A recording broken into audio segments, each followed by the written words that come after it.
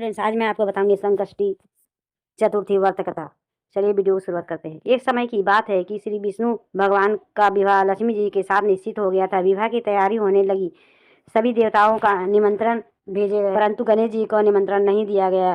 कारण जो भी रहा हो, अब भगवान विष्णु की बारात जाने का समय आ गया। सभी देवता अपनी पत्नियों के साथ विवाह समारोह में आए। अब उस सब ने देखा कि गणेश की कहीं भी दिखाई नहीं दे रहे हैं। तब आपस में चर्चा करने लगे कि क्या गणेश जी को न्योता नहीं न्योता है, या स्वयं गणेश जी नहीं आए हैं। सभी को इस बात पर आश्चर्य होने लगा।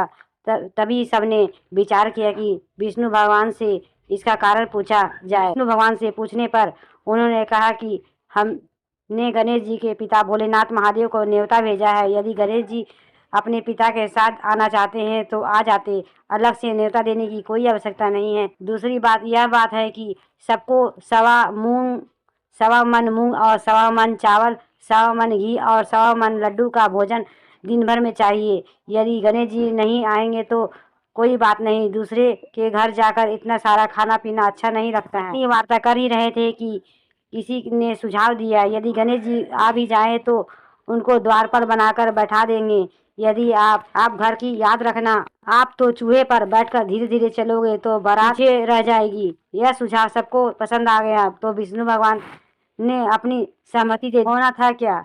इससे इतने में गणेश जी वहां पहुंचे और उन्हें समझा बुझाकर घर की रखवाली करने बिठा दिया। बारात चल दी और तब नारद जी ने देखा कि गणेश जी को दरवाजे पर ही बैठे हुए हैं और गणेश जी के पास गए और रुकने का कारण पूछा। गणेश जी कहने लगे कि विष्णु भगवान ने मेरा बहुत अपमान किया है। नारद जी ने कहा कि आप अपनी मूषक सेना को आगे भेज दे तो वह रास्ता खोद देगी, जिससे उसका वाहन धरती से में धस जाएंगे और उसका आपको सम्मान पूर्वक बुलाना पड़ेगा। अब तो गणेश जी ने अपनी मूषक सेना जल्दी से आगे भेज दी और सेना ने जमीन कर दी। और जब बारात वहां से निकली तो रथों के पहिए धरती के में धंस गए और लाख कोशिश करे परंतु पहिए नहीं निकले।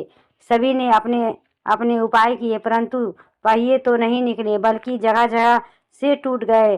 किसी को समझ में नहीं आ रहा था कि अब क्या किया जाए। अब तो नारद जी ने कहा, आप लोगों ने तो गणेश जी का अपमान करके अच्छा नहीं किया। यदि उन्हें मना कर लाया जाए तो उनका कार्य सिद्ध हो सकता है और यह संकट टल सकता है।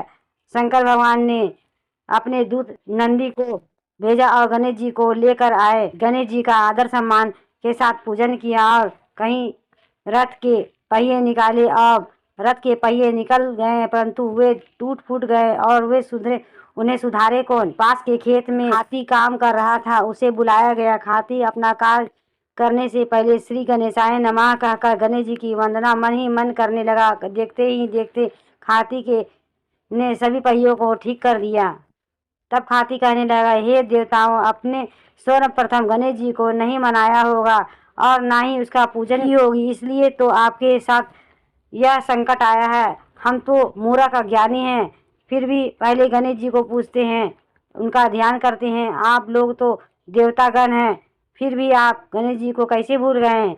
आप लोग भगवान श्री गणेश को जय बोलकर जाएं तो आपके सब काम बन जाएंगे, कोई संकट भी नहीं आएगा। ऐसा कहते हुए बारात चल दी और श्री विष्णु भगवान का लक्ष्मी के साथ विवाह संपन्न करा के सभी सकुशल घर लौट आए। हे गणेश जी महाराज, आपने विष्णु को जैसे काज सिद्धियों और ऐसे ही करा सबको सिद्ध कर जो। बोलो गजानन भगवान श्री गणेश की नमः। दोस्तों, ये वीडियो आपकी कैसी लगी, लाइक करें, सब्सक्राइब करें, बेल वाला आइकन को ऑल में प्रेस करें ताकि इसी तरह का लेटेस्ट वीडियो रोजाना मिले। Bye friends.